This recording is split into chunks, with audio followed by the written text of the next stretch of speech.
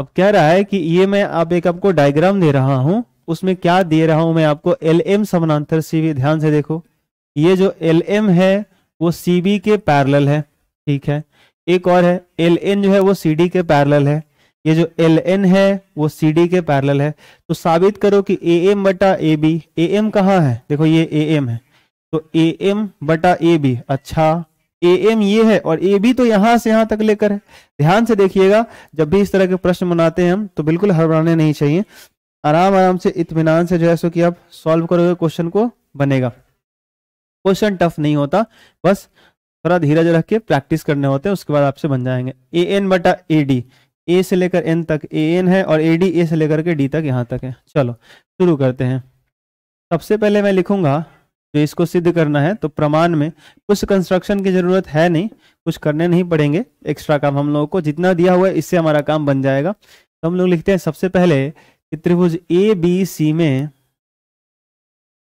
त्रिभुज A B C में Thales प्रमेय से,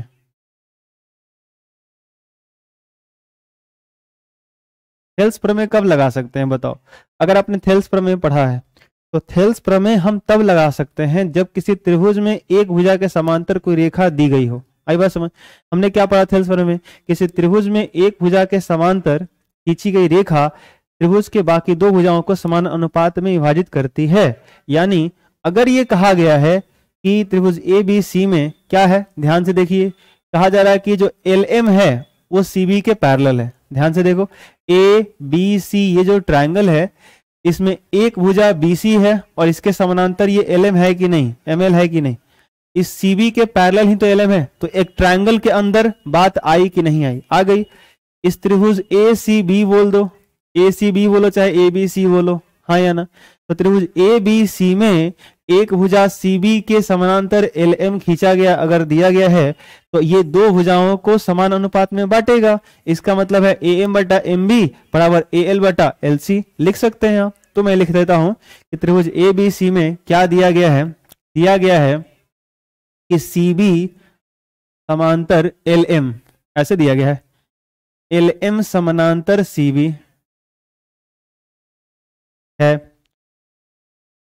इसलिए थेल्स प्रमेय से, थेल्स प्रमेय क्या कहता है कि अगर त्रिभुज में एक भुजा के समानांतर कोई रेखा है, एक भुजा के समानांतर कोई रेखा है तो खींची गई समांतर रेखा इन दोनों भुजाओं को समान अनुपात में विभाजित करती है। इसलिए आप लिख सकते हो क्या, इसलिए थेल्स प्रमेय से आप ये लिख सकते हो कि AM बटा MB, ध्यान से देखना, AM बटा MB जो आएगा उतना ही आएगा AL बटा LC आएगा। इसको आप मान लो समीकरण 1। पुनः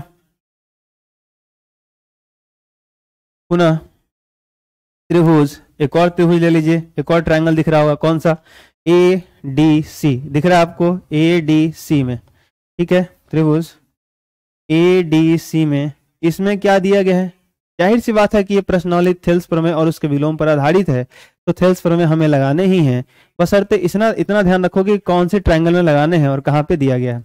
तो LN समानांतर दिया गया है CD, देखो LN समानांतर CD, तो त्रिभुज ADC में इस ADC को ठीक से देखो, इसमें LN जो है वो CD के समानांतर दिया गया है। तो त्रिभुज ADC में दिया गया है LN समानांतर DC या CD, LN समानांतर CD है। अगर ये समानांतर है तो इसलिए यहां भी लिख सकते हो, इसलिए थेल्स प्रमेय से, फिर से थेल्स प्रमेय यहां लगा सकते हो क्या, कि अगर त्रिभुज में एक भुजा के समानांतर कोई रेखा होती है तो यह रेखा दो भुजाओं को समान अनुपात में विभाजित करती है। तो हम लिख सकते हैं AN बटा ND, क्या लिख सकते हैं, इसलिए AN बटा ND बराबर होगा AL बटा LC के। इसको मानते हैं समीकरण 2। अब ये दो समीकरण मैंने क्यों बनाए, इसलिए बनाया मैंने कि ध्यान से देखो, AL बटा LC इसमें भी आया था और AL बटा LC इसमें भी आया है। तो समीकरण 1 और 2 से मैं इधर LHS वाला RHS वाला बराबर है तो LHS को बराबर कर सकता हूं, हाँ या ना। अब मैं क्या करता हूं जरा समझना कि समीकरण 1 और 2 से, समीकरण 1 और 2 से समीकरण 1 में क्या था, ए एम बटा एम बी बराबर ए एन बटा एन डी कर सकता हूं।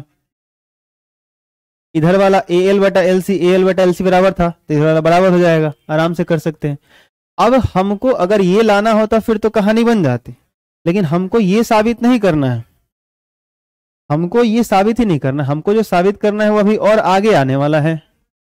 ठीक है, जो साबित करना है वो क्या था पता है आपको, ए एम बटा ए बी था, ए एम बटा ए बी था, हाँ या ना बोलो, ए एम बटा ए बी था। यहाँ ए एम बटा ए बी कहाँ आया है, ए एम बटा एम बी आ गया है, लेकिन ए एम बटा ए बी चाहिए।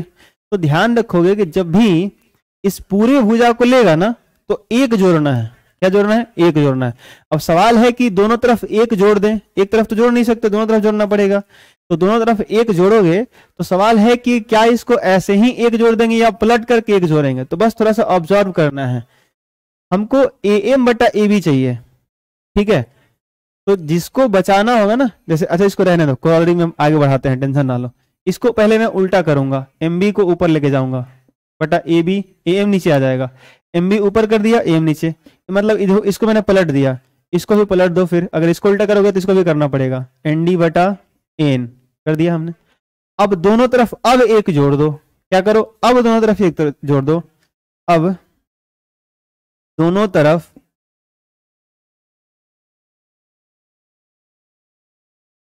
एक जोड़ने पर, अब अगर दोनों तरफ एक जोड़ोगे तो क्या आएगा बोलो, एम बी, एक मिनट, एम बी बटा ए एम प्लस 1 ऐसा दिखेगा, और यहाँ पे एन डी बटा ए एन प्लस 1 ऐसा दिखेगा। फिर एलसीएम लोगे तो क्या हो जाएगा, M B plus A M बटा ए एम बराबर यहाँ पे क्या आएगा, N D plus A N बटा क्या होगा, ए एन ऐसा होगा। अब डायग्राम में जरा ध्यान से देखो, एम बी और ए एम जोड़ोगे, ये मैंने दोनों तरफ प्लस 1 क्यों किया, क्योंकि नीचे वाला चीज ऊपर चला जाए, आई बात समझ में, ऐड हो जाए। और पता है कि एम बी में ए एम जाकर के ऐड होगा तो हमको क्या मिलने वाला है, ए बी मिल जाएगा। देख लो ठीक से, एम बी और ए एम में, एम बी यहाँ था और ए एम ये है, तो एम बी इतना और ए से लेके एम तक इतना, तो ए एम और एम बी जोड़ोगे तो क्या हो जाएगा, ए बी, और हमको वही चाहिए था तो कर लो, ऊपर आ जाएगा ए बी और नीचे कौन सा, एम। एन डी और ए एन जोड़ो, एन से लेके डी तक ये वाला और ए से लेके एन तक, ए एन और एन डी जोड़ोगे तो क्या मिलेगा बताओ, ए डी मिल जाएगा।